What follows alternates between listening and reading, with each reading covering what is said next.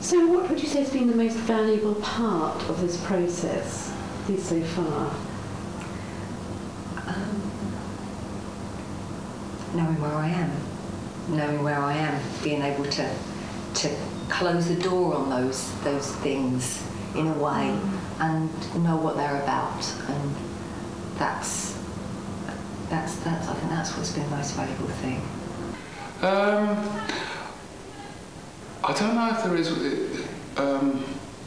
one, I couldn't point to one thing. The whole thing's been kind of like a journey, a learning experience, really, and I've quite enjoyed it.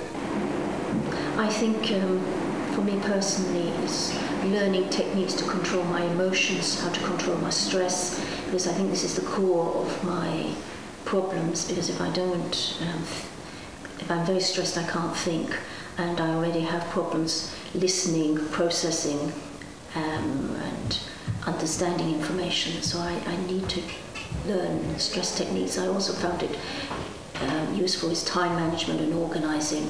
The whole breaking down of how you feel. When I found out, as I said before, when I found out about the fact that I was dyslexic, I looked at all the things that I could have done and they didn't, and I wasn't able to have done them to the best of my ability. The fact that now I have mechanisms in place to allow me to do all those things is probably the best thing. I have systems in place, so now I don't think that there's anything I can't do. I just may do it differently from people who aren't dyslexic. Confidence. I think if you said to me sum everything up, I'd just say the confidence in my own confidence in myself has been the big change. Because would you like to say a little bit about what has happened since Where do I start? you've accepted, you had a yes, well, once coming out is the expression I used, and I told everybody I was dyslexic. It's like anything else, once people know, what I've been able to do is drive dyslexia up to the top of the agenda within the union, and also trying to do it within BT as well. So what I have done is try to use it in a positive way to try and help other people feel confident enough. And I did an article in the Union magazine. I'm going to do a podcast with BT as part of their dyslexia week, part of their disability week. Their dyslexia is going to be on the agenda.